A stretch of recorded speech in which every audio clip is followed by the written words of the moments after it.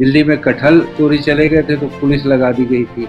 मैंने कहा आइडिया कमाल का है ये, इसमें बनाना चाहिए फिल्म, अपने को लिखना चाहिए। आजकल ओटीटी प्लेटफॉर्म आ गया है और उसमें हम कंटेंट देखते हैं। अब लोगों को तेजी बहुत चाहिए होता है जी। जब तक हमको पूरा संतोष नहीं होता हम किसी प्रोड्यूसर के पास नहीं जाते। कि लोग बजट मेकिंग जो होती है वो उस पर फोकस करते हैं और हम कमर्शियल फिल्म्स भी देख रहे हैं। कोई जरूरी नहीं कि बहुत बड़े बजट से ही अच्छी फिल्म बनती है। क्या आपको लगता है कि हंसी के जरिए सोशल मैसेज ऑडियंस तक ज्यादा स्ट्रांगली पहुंचता है? और यशोवर्धन का भी हास्य सेंस ऑफ ह्यूमर बड़ा अच्छा है, मेरी पत्नी का सेंस ऑफ ह्यूमर बड़ा अच्छा है। क्या अब ऐसी कोई और नई कहानियां आप बाप बेटे की हम जोड़ी और फिर से देख सकते हैं? ये कूलनेस बहुत जरूरी होती है एक डायरेक्टर को, बिल्कुल, जो मुझ में बिल्कुल नहीं है। हबीब तनवीर जी के साथ आपने बहुत ज्यादा दिन यहाँ गुजारे, कुछ दोस्तों के बारे में कुछ खट्टी मीठी यादें।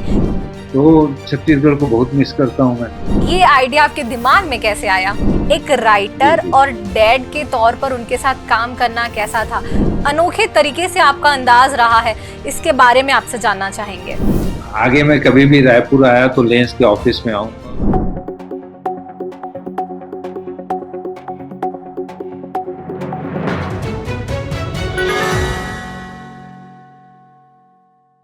हेलो दोस्तों, वेलकम टू द लेंस। आज गुफ्तगू एक खास शख्सियत से। आज हम बात करेंगे एक ऐसे राइटर से जिन्होंने हिंदी सिनेमा में अपने कलम से सोशल इश्यूज को सामने तो लाया है, लेकिन हमें एंटरटेन भी किया है। जी हाँ, मैं बात कर रही हूँ अशोक मिश्रा जी की, जो छत्तीसगढ़ के बिलासपुर से हैं और जिन्होंने कटहल अ जैक फ्रूट मिस्ट्री लिखी है, जिसकी 71st नेशनल फिल्म अवार्ड्स में बेस्ट हिंदी फीचर फिल्म का अवार्ड भी मिला है।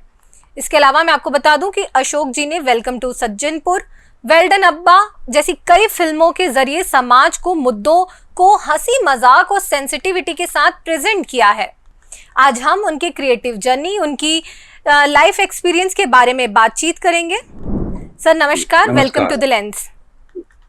लेंस के सभी दर्शकों को मेरा धन्यवाद, और कि आपने मुझे अवसर दिया। पूनम जी का धन्यवाद। बातचीत शुरू करते हैं। सर, सबसे पहले तो मैं आपसे जानना चाहूंगी कि ये आपका रायपुर बिलासपुर कनेक्शन क्या है? मैं छत्तीसगढ़ में पैदा हुआ हूँ और हमारा ननिहाल भी छत्तीसगढ़ में है। हमारे मामा नवागढ़ एक जगह है, बेमेतरा शायद डिस्ट्रिक्ट हो गया है, उसके पास नवागढ़ है। जी जी। वो हमारा ननिहाल है। हमारे पिताजी भी शायद अर्जुंदा के थे, जो रायपुर के पास है। तो छत्तीसगढ़ में मेरा जन्म हुआ, बिलासपुर में, और वहाँ मैं तीसरी तक पढ़ा मैं। उसके बाद हम लोग, पिताजी का ट्रांसफ़र हो गया, वो जिला शिक्षा निरीक्षक थे, तो उनका ट्रांसफ़र हो गया सतना। हम सतना में सेटल हो गए। वहाँ मैंने कॉलेज में पढ़ाई की, फिर मैं रायपुर आ गया। रायपुर में मेरे बड़े भाई साहब डॉक्टर राजेंद्र मिश्र, जो बड़े साहित्यकार थे, समीक्षक थे, तो, और मेरी भाभी अर्चना मिश्र, वो प्रिंसिपल थी कॉलेज में। तो मैं रायपुर में रहने लगा और वहाँ पढ़ने लगा। मैं एमए तक मैंने वहाँ पढ़ाई की। दुर्गा आर्ट्स कॉलेज से मैंने बीए किया, और फिर यूटीडी रविशंकर यूनिवर्सिटी से मैंने एमए किया समाजशास्त्र में। और उसके साथ साथ थिएटर के प्रति मेरा झुकाव बढ़ा और मैं थिएटर करने लगा। फिर हमने अपना एक ग्रुप बना लिया रचना नाम का, और उससे हमने कई प्लेस किए। पागलों जैसे हम नाटक करते थे। एक नाटक खत्म नहीं हुआ दूसरा चालू, एक खत्म नहीं हुआ दूसरा चालू।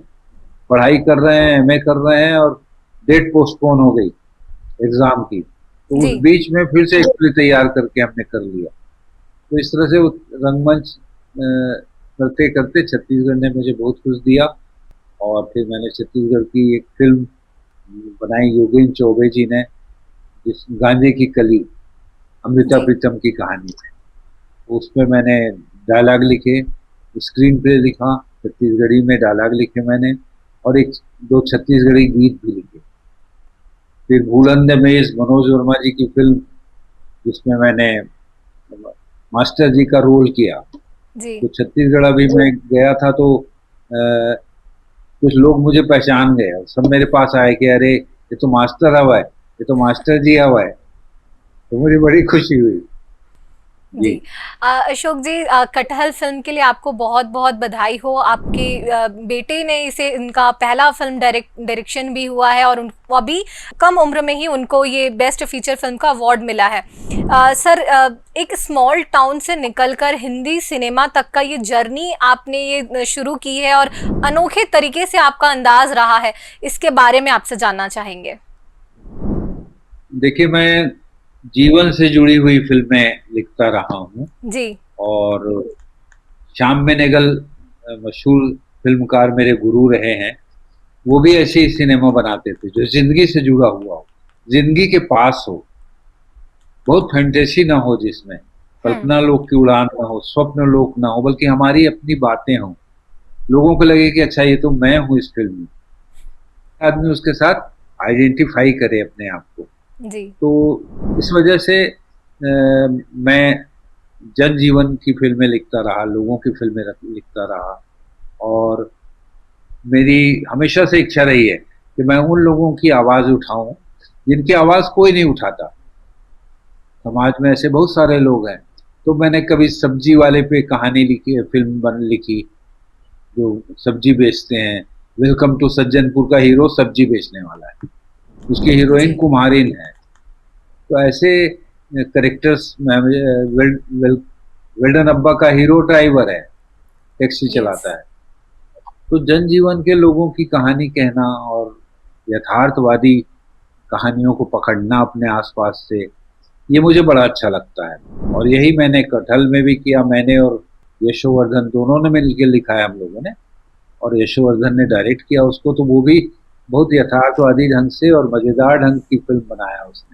जी सर, कटहल की अगर मैं बात करूं तो एक टोटली हटके स्टोरी है। 2 चुराए हुए कटहलों का केस, जो कास्ट डिस्क्रिमिनेशन और जेंडर बायसनेस की जो बात आती है, वो सीरियस चीजों को आप हाईलाइट करता है। ये आइडिया आपके दिमाग में कैसे आया? ये आइडिया यशोवर्धन का था जी। और ये उन्होंने एक न्यूज पढ़ी थी कि दिल्ली में एक एमपी के बंगले से 2 कटहल चोरी चले गए।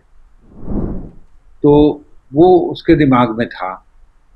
और फिर आजमगढ़, आजम खान साहब की भैंसें चोरी चली गई थी, तो पूरी पुलिस फोर्स लगा दी गई थी। दिल्ली में कटहल चोरी चले गए थे तो पुलिस लगा दी गई थी। तो यशोवर्धन ने मुझे कहा कि इस आइडिया पे फिल्म बन सकती है क्या? तो मैंने कहा आइडिया कमाल का है, इस पे बनाना चाहिए फिल्म, अपने को लिखना चाहिए। और हम लोगों ने उसको डेवलप करना शुरू किया, सोचना शुरू किया। धीरे धीरे वो कहानी बनती चली गई और एक नए तरह का व्यंग सामने आया। जी। जो मशहूर व्यंग्यकार हैं पद्मश्री श्री ज्ञान चतुर्वेदी जी, उनका मैसेज आया था मेरे पास कि कटहल जो है वो हिंदी की पहली व्यंग फिल्म है। तो मुझे बड़ी खुशी हुई। तो इस तरह से कटहल ने बहुत अच्छा स्वाद बिखेरा चारों तरफ। बिल्कुल बिल्कुल। और इसके सटायर के स्टाइल में और जो प्रेजेंट करने का प्लान था वो भी कैसे बना, इसके बारे में बीटीएस मोमेंट्स में अगर कहना चाहूँ, इसके बारे में भी कुछ जिक्र करें। जी जी। देखिए, व्यंग तो हमेशा वर्क करता है। मुझे व्यंग लिखना बड़ा पसंद है और मेरा सौभाग्य रहा कि मैं हरिशंकर प्रसाई जी के साथ रहा कुछ समय, जो महान व्यंगकार थे भारत के। फिर शरद जोशी जी के साथ रहा मैं, वो भी महान व्यंगकार। तो व्यंग मेरे स्वभाव में भी है और हमारे पूरे खानदान में भाई बहन माता पिता सब लोग हंसने हंसाने वाले लोग। और यशोवर्धन का भी हास्य, सेंस ऑफ ह्यूमर बड़ा अच्छा है। मेरी पत्नी का सेंस ऑफ ह्यूमर बड़ा अच्छा है। मेरी बहू नियति जोशी का सेंस ऑफ ह्यूमर बहुत अच्छा है। तो हम लोग हंसते हंसते लिखते हैं चीज़ों को। और व्यंग लिखना ज़्यादा अच्छा होता है। हास्य व्यंग किसी को बुरा नहीं लगता, सब कोई उससे, आप किसी को पर भी व्यंग करें, हास्य करें, कार्टून बनाएं तो लोगों को अमूमन बुरा नहीं लगता जी।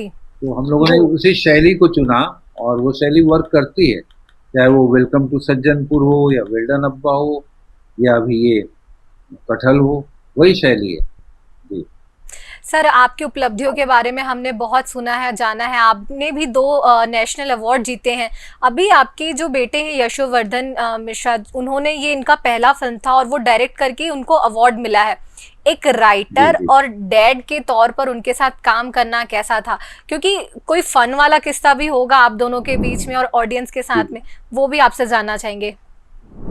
हम लोग के बीच में काफी हंसी मजाक भी होता था। जब कोई अच्छा सीन बन जाता था तो हम सब हंसते थे। कभी जी। कभी किसी बात पे हम लोग अड़ जाते थे। हम्म। यशोवर्धन के हिसाब से वो सही नहीं होता था, मेरे हिसाब से वो सही होता था, और हमारे बीच में खटपट होती थी। तो मेरी हम्म। पत्नी सीमा बीच में बीच बचाव करती थी।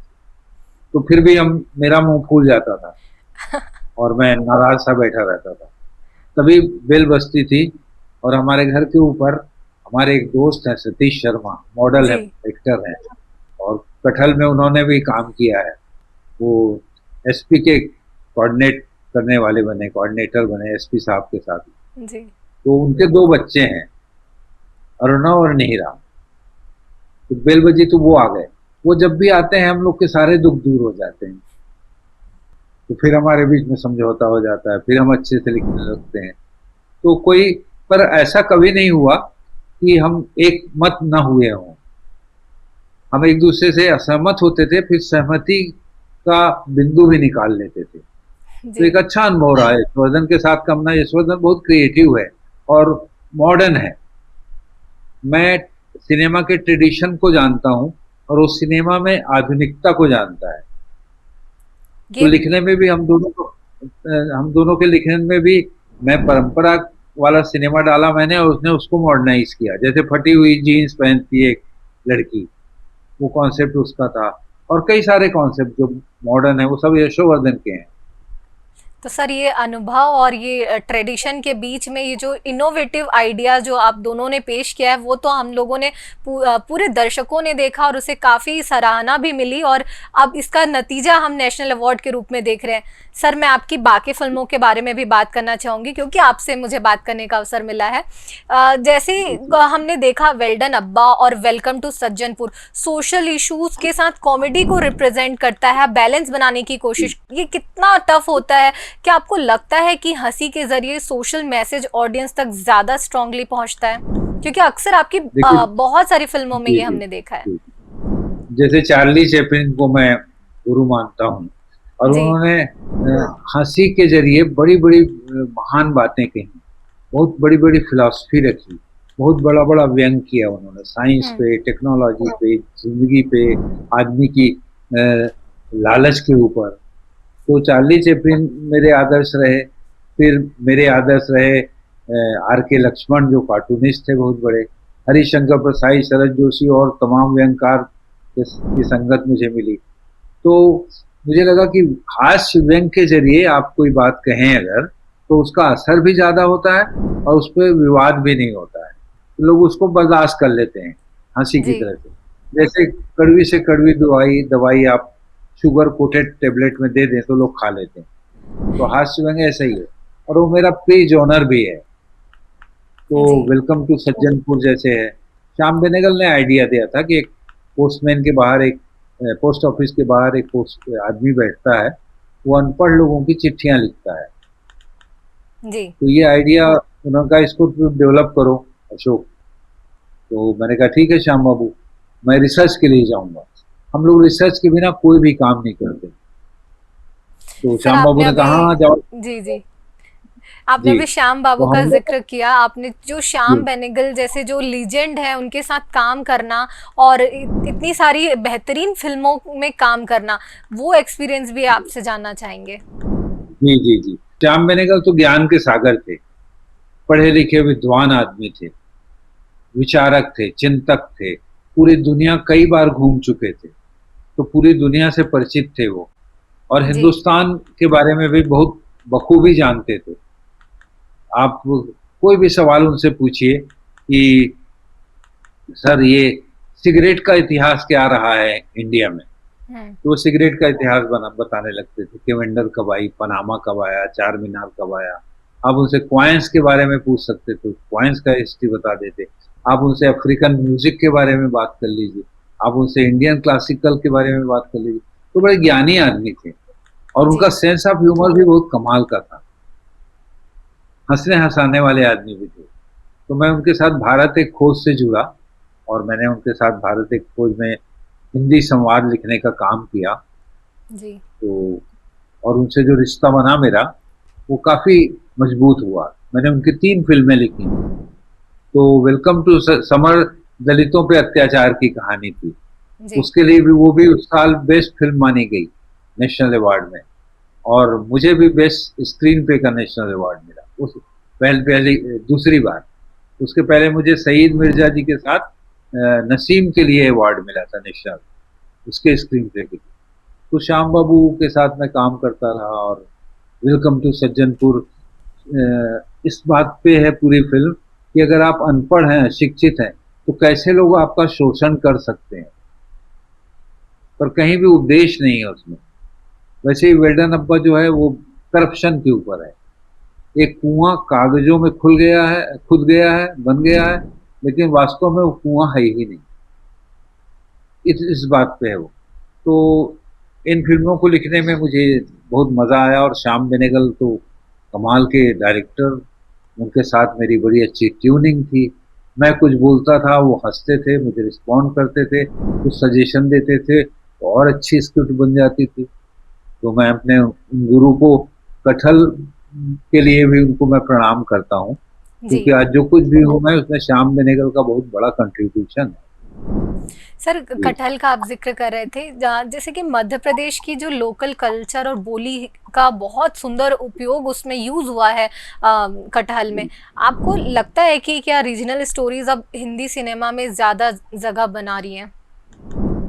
अ, बनेंगे ही, बनाना ही पड़ेगा रीजनल स्टोरीज को, क्योंकि जी। जो कहानियां हैं वो महानगरों में भी हैं। ऐसा मैं नहीं कह रहा हूँ कि महानगरों के आदमी के जीवन में कहानियां नहीं है, लेकिन वो एक्सप्लोर हुई हैं। पर हमारा हिंदुस्तान जो गाँव में है, छोटे कस्बों में है, जो जिंदगी जो है, उसको लाना बड़ा जरूरी है। वो बहुत इंटरेस्टिंग है और ज्यादा ड्रामेटिक लगती है मुझे जी। बम्बई के लाइफ से जितना मैं। तो इसलिए छोटे शहरों में बड़ी संभावना दिखती है मुझे। वो जी। संभावना भरे पड़ोस हैं हमारे।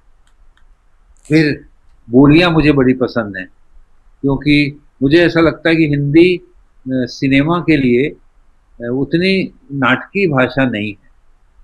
जी। हिंदी अभिजात्य लोगों की भाषा लगती है, जबकि यहाँ हिंदी की जो बोलियां हैं, छत्तीसगढ़ी, बुंदेलखंडी, बघेलखंडी, भोजपुरी, अवधी, राजस्थानी, हरियाणवी, ये सब कमाल की बोली हैं। इनके एक्सप्रेशन कमाल के हैं, इनके मुहावरे कमाल के हैं, जो काफ़ी समृद्ध करते हैं आपके ड्रामा को, आपके कन्वर्सेशन को।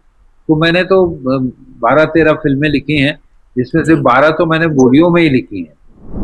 राजस्थानी में, जी। हैदराबादी में, अपना बघेली में वेलकम टू सज्जनपुर, गांजे की कली छत्तीसगढ़ी में, तो बवंडर राजस्थानी में। तो बोलियों में बहुत ताकत है और उसको मैं एक्सप्लोर करना चाहता हूँ। यशोवर्धन भी अपनी का भी यही टेस्ट है, इसीलिए कटहल में हमने बुंदेलखंडी बुंदेलखंडी। इस्तेमाल किया है। तो जी। कमाल की बुंदेली भाषा है वो, जिसमें बड़ी खनक है, उसके मुहावरे बड़े कमाल के हैं, बड़ी मीठी भाषा है वो। इतना अच्छा बोलते हैं लोग, तो मिठास है उसमें। ऐसे ही बघेली में मैंने वेलकम टू सज्जनपुर लिखा, जो वो भी बड़ी मीठी भाषा है, लेकिन ये भाषा आई नहीं थी सिनेमा में, आती नहीं है। बुंदेली तो फिर भी आई, जी। पर बघेली बिल्कुल नहीं आती राष्ट्रीय सिनेमा में। अब मेरी योजना है कि मैं छत्तीसगढ़ी को भी लाऊं। तो मैं एक फिल्म लिख रहा हूँ जिसमें मैं छत्तीसगढ़ी इस्तेमाल कर रहा हूँ क्रिएटिवली। गांजे की जी। कली में भी मैंने छत्तीसगढ़ी इस्तेमाल की। वो छत्तीसगढ़ी भी बड़ी मधुर बोली है, तो बोलियां बहुत समर्थवान है। सर, आप छत्तीसगढ़ के कुछ मोमेंट्स मिस करते हैं, रायपुर को खास तौर पर या बिलासपुर को? छत्तीसगढ़ मेरा मायका है एक तरह से, जी। मेरी माँ का घर है। तो छत्तीसगढ़ को बहुत मिस करता हूँ मैं। वहां जाने का कोई भी मौका नहीं छोड़ता मैं। कहीं और से इनविटेशन आया तो मैं एक बार टाल सकता हूँ, पर छत्तीसगढ़ से कहीं से आता है तो मैं जी। जरूर जाता हूँ। और अभी पिछले महीने ही मैं रायपुर में था। जी।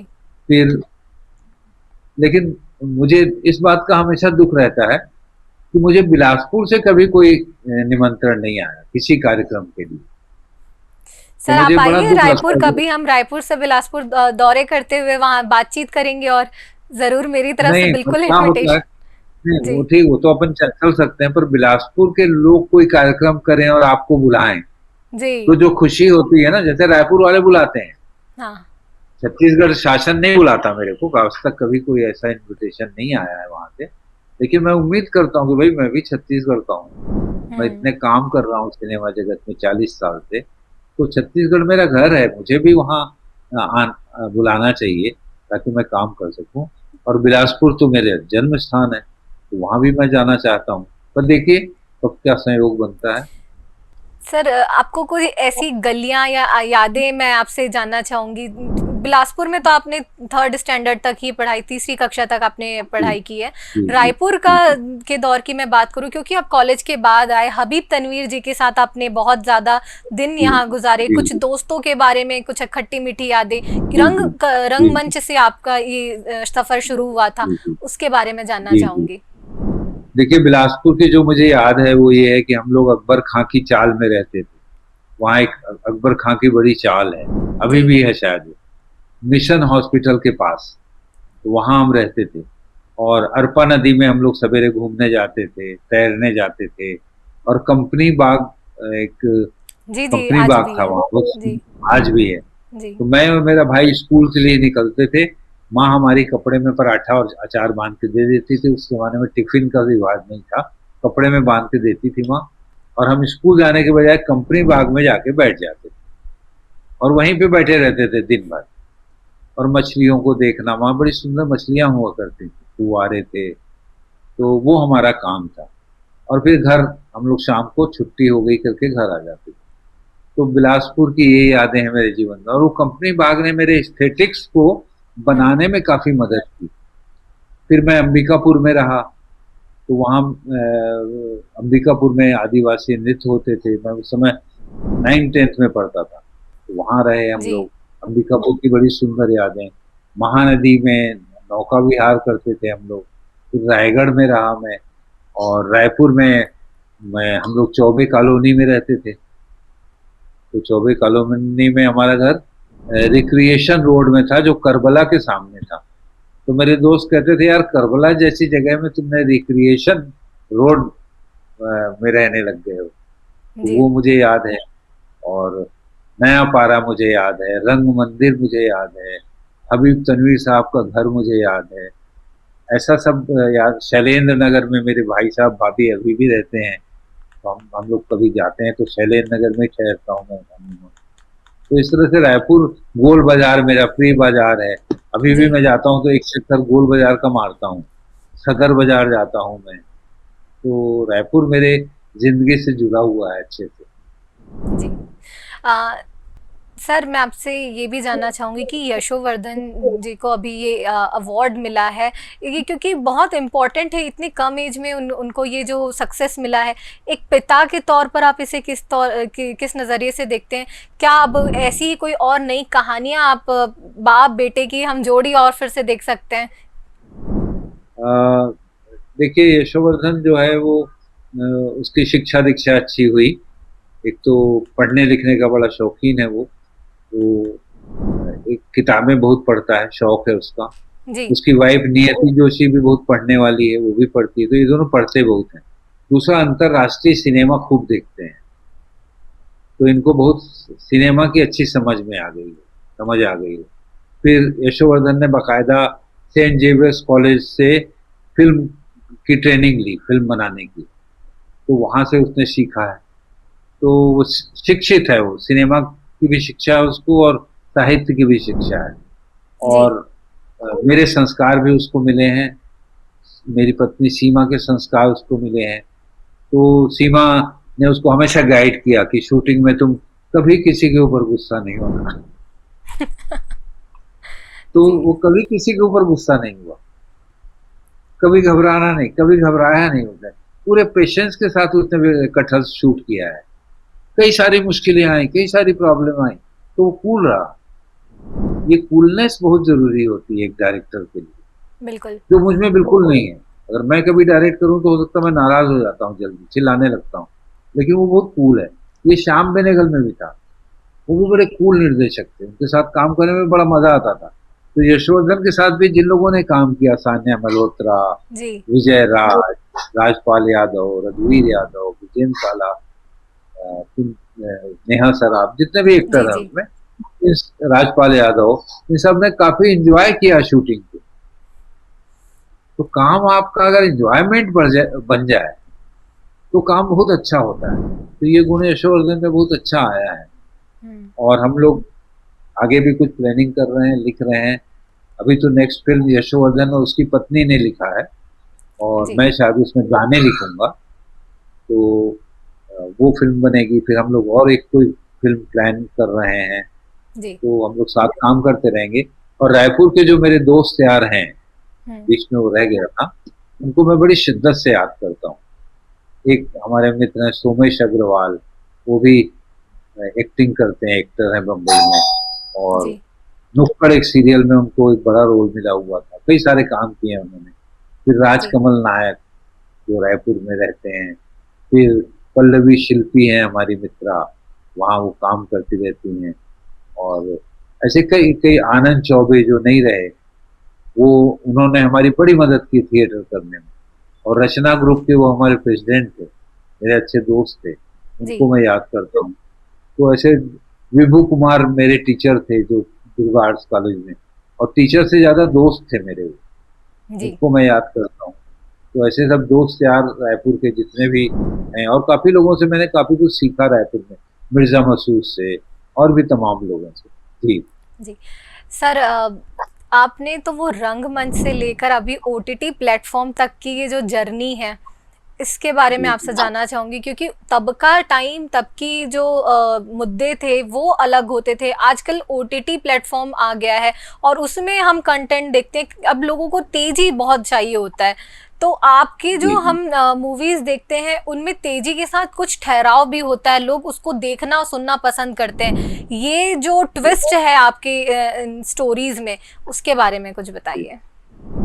देखिए, एक तो क्या होता है कि रंगमंच अगर आप करते हैं, मैं तो कहता हूँ हर इंसान को रंगमंच करना चाहिए। पूनम आपको भी करना चाहिए, थिएटर जरूर करो लाइफ में। जी वो बहुत ही बढ़िया चीज है। वो आपको बहुत, आपकी पर्सनालिटी को बहुत अच्छा बना देती है वो, चुपचाप। तो थिएटर से सबको जुड़ना चाहिए, राइटर्स को, एक्टर्स को, टेक्नीशियंस को। थिएटर एक अच्छी प्रयोगशाला है, जिसमें आप प्रयोग करते हैं अपने साथ, अपनी पर्सनालिटी को बनाने के लिए। तो थिएटर मेरे को करने में बड़ा मजा आया रायपुर में। फिर वहां से मेरा admission national school of drama में हो गया। तो छत्तीसगढ़ से एनएसडी जाने वाला मैं पहला विद्यार्थी, पहला था एनएसडी से पहली बार कोई नेशनल स्कूल ऑफ ड्रामा में जिसका एडमिशन हुआ था। तो मैं जी वहां रहा 3 साल। तो मुझे थिएटर में अंतर्राष्ट्रीय निर्देशक आते हैं वहाँ। कारन जी का साथ मिला, बीवी कारन का, और तमाम निर्देशकों का, फिट्स बेनिविट्स का। तो हम लोगों ने वहाँ थिएटर सीखा। फिर मैं मुंबई आ गया, और मुंबई आके मैंने यहाँ काम करना शुरू किया। तो राइटिंग के लिए मुझे श्याम बेनेगल साहब ने रख लिया, तो उनके साथ मैंने काफी काम किया। तो इस तरह से चलता रहा। और जो इसीलिए जो फिल्म मैं लिखता हूँ उसमें एक तरह की नाटकीयता होती है, थिएट्रिकलिटी होती है। मेरे ऊपर शेक्सपियर का बहुत प्रभाव है। मैंने 9वीं क्लास में शेक्सपियर को पूरा पढ़ लिया था। मुझे इतना मजा आया था जब मैं 9th में था। जादू जैसा लगता था मेरे को शेक्सपियर, उसका मेरे दिमाग में बड़ा असर है। तो शेक्सपियर मुझे बड़ा पसंद है अपने काम में, वो नाटकीयता जो है। और शेक्सपियर ने कॉमेडीज खूब लिखी। जी उन्होंने पॉलिटिकल फिल्में बहुत लिखी, षड्यंत्र, मर्डर, इसकी कहानियां। फिर उन्होंने लव स्टोरी लिखी, रोमियो जूलियट जैसी लव स्टोरी लिखी। तो मुझे शेक्सपियर बहुत अच्छे लगते हैं, और मैं शेक्सपियर को भी अचेतन में मेरे हैं, उनको इस्तेमाल करता हूँ। कालिदास और भास, ये सब मेरे प्रिय नाटककार हैं। कहीं बैकग्राउंड में ही रहते हैं। कभी मैं अटक जाता हूँ, कुछ लिखते नहीं बना, ब्लॉक हो गया दिमाग, तो मैं मीर और गालिब को पढ़ता हूँ तुरंत, और मुझे जी कोई ना कोई आइडिया मिल जाता है। वो मेरे लिए एक तरह से जादूगर जैसे हैं, मीर और गालिब। तो इन सब का असर मेरे राइटिंग में आता है। सर और यंग बहुत सारे राइटर्स मैंने के लिए भी मैं जानना चाहूंगी, क्योंकि आप जो राइटिंग प्रोसेस है आपकी वो बहुत डिफरेंट है। आपके पास इसमें चैलेंज भी आते होंगे लिखने के लिए, क्योंकि यंग ऑडियंस को भी कैप्चर करना है। ऐसे में आप यंग राइटर्स को क्या सजेशन देंगे? देखिए जो यंग राइटर्स काफी एनर्जी होती है उनमें, जिसका यस। उनको सही इस्तेमाल करना चाहिए। अगर उन्होंने गलत इस्तेमाल किया तो एनर्जी बेकार चली जाएगी। अगर वो ऊटपटांग फिल्मों की लालच में पड़ गए कि जिसका कोई सिर पैर नहीं होता, हम्म। तो वो उसमें अगर घुस गए तो फिर उनको उतना क्रिएटिव नहीं रह पाएंगे वो। इसके बजाय उनको काफी पढ़ना लिखना चाहिए, लिटरेचर पढ़ना चाहिए नए राइटर्स को, और पोएम पढ़ना चाहिए, पोएट्री पढ़ना चाहिए उनको। जी विनोद कुमार शुक्ल जो रायपुर के महान लेखक कवि हैं, उनकी कविताएं पढ़ना चाहिए, जी। और कवियों को पढ़ना चाहिए। तो पढ़ना चाहिए एक तो, दूसरा घूमना चाहिए खूब, और आवारागर्दी करना चाहिए। थोड़ा सा आवारा भी होना चाहिए एक लेखक को। आवारा मतलब गलत सेंस में नहीं, जी। बल्कि घूमने वाला, भटकने वाला। तो वो आवारागर्दी भी उसमें होनी चाहिए। और रिसर्च करना करके लिखना चाहिए। हम रिसर्च करके ही लिखते हैं। मैंने बड़े बड़े प्रोड्यूसर्स ने मुझे ऑफर दिया यहाँ, तो मैंने कहा ठीक है आपका सब्जेक्ट बहुत अच्छा है, लेकिन मुझे रिसर्च करने जाना है। तो उन्होंने कहा रिसर्च की क्या जरूरत है, आप तो लिख सकते हैं इसको, बड़ा आइडिया क्लियर है। मैं कहा नहीं, चाहे जितना क्लियर हो मैं रिसर्च करूंगा। अब कटहल यस। है जैसे, कटहल रिसर्च बेस्ड फिल्म है, इसमें सारी घटनाएं जो आई हैं वो सब सच्ची घटनाएं हैं। जैसे एक छतरपुर में हम एक इंस्पेक्टर से मिले थे, और एक बात कर रहे थे हम लोग, और एक कांस्टेबल आया दस्तखत कराने, जी। और उसने आते ही सैल्यूट मारा उसको, इंस्पेक्टर को। कांस्टेबल लोग मारते हैं ना सैल्यूट। हम्म। फिर वो दस्तखत कराया और जाने लगा। तो इंस्पेक्टर ने उसको रोका, कहा एक मिनट, और उसने कहा सर ये हैं मेरे पति हैं। तो कांस्टेबल उसका हस्बैंड था, वो इंस्पेक्टर का। तो ये हमने घटना ऐसी की ऐसी कटहल में कटहल में रखी है। देखा हमने। जी हीरो और उसकी जो वो कांस्टेबल जी कांस्टेबल जी है। जी एक जी। आदमी थाने के सामने खड़ा हुआ था, परेशान था। हमने कहा क्या हुआ? तो बोला मैंने नई मोटरसाइकिल खरीदी थी, और पुलिस स्टेशन के सामने से ही चोरी चली गई। अब अरे। मेरी कोई रिपोर्ट नहीं लिख रहा है। जी। तो हमने ये भी घटना रखी, कार के उसमें कार जरिए। चोरी जी। चली गई। हाँ। फिर वो बताया उसने, जो इंस्पेक्टर थी, कि सर यहाँ एक बड़ा कुख्यात अपराधी था, उसने कई रेप किए थे, ये किए थे, और कोई उसको पकड़ने की हिम्मत नहीं कर पा रहा था। तो मैंने किसी तरह मुखबिर से उसका नंबर हासिल किया, और उसको फोन करने लग गई, और उसको प्यार करती हूँ मैं तुमसे करके उसको मैंने झांसा दिया, और उसको मैंने एक जगह मिलने के लिए बुलाया और दबोच लिया। हमने ये घटना शुरू में इसी घटना से किया है, यस। चेजिंग से किया है। यस। तो ये चीजें तो रिसर्च से बड़ी कीमती चीजें मिलती हैं। जैसे research and welcome to life Sajjanpur experience जो आप बता रहे वो बहुत इम्पोर्टेंट आपकी फिल्मों में ये बहुत दिखता है। इम्पोर्टेंट जी। दिखता। अब वेलकम टू सज्जनपुर गया मैं हम्म। रिसर्च के लिए, तो मैंने कहा मैं बघेली में लिखूंगा, सतना का रहने वाला हूँ मैं, सतना के आसपास की जगह में जाके जाऊंगा। श्याम बेनेगल ने कहा जाइए। मैं गया, और मैंने वहां लोगों से बातचीत की। तो वहां के बूढ़े लोगों ने बताया कि इसका नाम पहले दुर्जनपुर था। और एक बार नेहरू जी आए, तो उन्होंने हम लोगों से सबसे बात की, और कलेक्टर से कहा कि इसका नाम दुर्जनपुर क्यों है, यहाँ तो बहुत सज्जन लोग हैं, जी। इसका नाम इमीडिएट इफेक्ट से सज्जनपुर करो। तो हमारा गांव सज्जनपुर हो गया दुर्जनपुर से। तो मैंने उनसे पूछा कि अच्छा सज्जनपुर नाम हो गया तो फर्क क्या पड़ा? तो हंसते हुए एक बुढ़ा बोला, पहले जब दुर्जनपुर नाम था तो यहाँ सज्जन लोग थे। सज्जन लोग बहुत थे। जब से सज्जनपुर नाम पड़ा है, चारों तरफ दुर्जन ही दुर्जन दिख। तो ये सब, ये डायलॉग करोड़ों रुपए का डायलॉग है, जो मुझे वहीं से मिला जिससे मैंने फिल्म स्टार्ट की है, वेलकम यस। टू सज्जनपुर। जी। तो इस तरह से रिसर्च करना मौजूद है। तो नए लेखक रिसर्च करें, पढ़ें लिखें, उनका पॉलिटिकल विजन क्लियर होना चाहिए, राजनीतिक, सोशल, इकोनॉमिकल, पॉलिटिकल समझ क्लियर होनी चाहिए, कंफ्यूज नहीं होना चाहिए, तो सब कुछ सही ढंग से कर सकेंगे। जी सर, आपसे एक लास्ट सवाल पूछना चाहूँगी। अभी जो रिसेंट के टाइम है, आजकल हम देखते हैं कि लोग बजट मेकिंग जो होती है वो उस पर फोकस करते हैं, और हम कमर्शियल फिल्म्स भी देख रहे हैं। ऐसे टाइम में सटायर, ह्यूमर और उसके बाद सोशल मैसेज, ये पूरे कंपाइलेशन जो हम आपकी फिल्मों में देख रहे हैं वो बहुत ही ज़्यादा आज की डेट में बहुत इम्पोर्टेंट रखता है। आपका इस पर क्या कहना है? जी, वो जरूरी है। कोई जरूरी नहीं कि बहुत बड़े बजट से ही अच्छी फिल्म बनती है। छोटे बजट से भी फिल्म अच्छी बनाई जा सकती है, पर उसका कंटेंट अच्छा अच्छा होना चाहिए, उसकी कहानी अच्छी होनी चाहिए। ऐसी कहानी होना चाहिए जिससे लोग रिलेट कर सकें। आज कटहल न सिर्फ हिंदुस्तान में बल्कि विदेशों में काफी हिट हुई।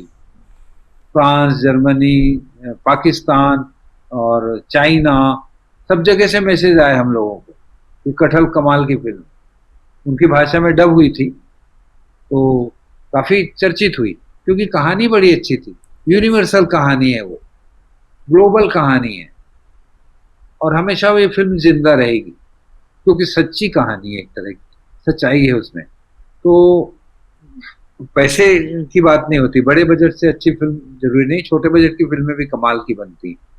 और इससे नहीं घबराना चाहिए कि पैसे कम है, क्या है, कैसा है। ये देखना चाहिए कि फिल्म कैसी बन रही है। तो फिल्म इस पे डिपेंड करती है मेनली। अब बड़े बड़े स्टार ले आते हैं और कहानी अच्छी नहीं होती है तो कितना लोग चिल्लाते हैं। तभी कहते हैं यार एक्टिंग तो ठीक है पर कहानी नहीं है तो एक्टर भी क्या करेगा। और वाकई एक्टर क्या करेगा, चाहे आप किसी बड़े एक्टर को ले आइए, अगर स्टोरी ही नहीं है, करेक्टर ही नहीं है तो कर क्या लेगा वो। मारपीट, उछल कूद, इधर से गिरना उधर से गिरना, वायलेंस वायलेंस वायलेंस, इतना भयानक वायलेंस कि आदमी थक जाता है। तो वायलेंस से हट के कटहल जब सामने आई लोगों को लगा तो कमाल की फिल्म है। और इसमें जो एक सीन है जो मारपीट का सीन है, हम लोग नॉर्मली हिंसा पसंद नहीं करते सिनेमा में अपने लिखने में, पर इसमें एक मारपीट का सीन है जो बड़ा ही फनी मारपीट है। उसको देख के हंसी आती है, जो सब्जियों से लड़ाई होती है जी। लौकी फेंक के मार रहे हैं, आलू फेंक के मार रहे हैं, प्याज फेंक, तो हिलेरियस सीन है वो।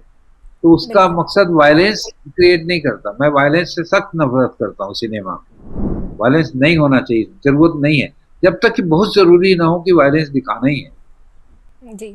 तो वायलेंस नहीं होना चाहिए, बचना चाहिए उससे। कोशिश अनिवार्य हो तो हर चीज जायज होती है। वो तो फिर कृष्ण जी ने भी कहा था युद्ध करो महाभारत में, तो वो अलग बात होती है, पर उसकी अनिवार्यता होनी चाहिए।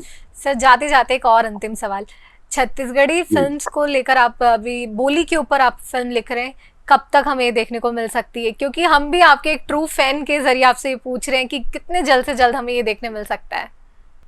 देखिए अभी तो लिखना बाकी है, मतलब एक ड्राफ्ट तो मैंने उसका बना लिया है, अभी उसका दूसरा ड्राफ्ट बनाऊंगा, तीसरा ड्राफ्ट बनाऊंगा। हम लोग स्क्रिप्ट में बहुत मेहनत करते हैं जी। जब तक हमको पूरा संतोष नहीं होता हम किसी प्रोड्यूसर के पास नहीं जाते। जब हम सेटिस्फाई हो जाते हैं तो इसमें राइटिंग में बहुत वक्त लगता है। राइटिंग जल्दबाजी का काम नहीं है कि फट से राइटिंग कर लिए आप, तो हम लोग टाइम लेते हैं। मैंने सुना है आप प्रूफ रीडिंग भी किए हैं प्रेस में, क्या वो उसका भी असर? जी जी जी, मैं देशबंधु रायपुर में प्रूफ रीडिंग करता था। अखबार था देशबंधु, अभी भी है जी जी जी देशबंधु, वहां मैं प्रूफ रीडिंग करता था। फिर नवभारत में प्रूफ रीडिंग किया मैंने कुछ दिन, फिर थिएटर में आ गया। तो इसलिए जरूरी है कि आप अपने काम को संजीदगी से लें, गंभीरता से लें। तो हम लोग राइटिंग को गंभीरता से लेते हैं और टाइम लगाते हैं उसमें। तो फिल्म आपको जब भी लगेगा मुझे कि हाँ अब ये फ्लोर पे जाने वाली है या बनने वाली है, तो मैं आपको इत्तला करूंगा और लेंस को मैं बताऊंगा। जी जी अशोक जी, आपसे बात करके हमने ना सिर्फ आपकी राइटिंग की गहराई को समझा बल्कि ये भी जाना कि आप हंसी और को किस तरीके से ह्यूमर के साथ आप पेश कर रहे हैं और सटायर के जरिए समाज को कितनी खूबसूरती से आईना दिखाने की कोशिश कर रहे हैं।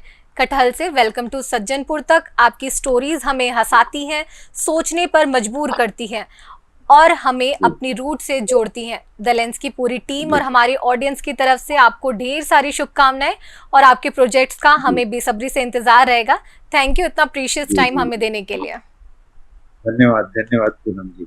और आगे मैं कभी भी रायपुर आया तो लेंस के ऑफिस में आऊंगा और मेरा सौभाग्य है कि आपने मुझे ये अवसर दिया इतनी सुंदर बातचीत की आपने मुझसे, मेरे जीवन को समझा, मेरे काम को समझा।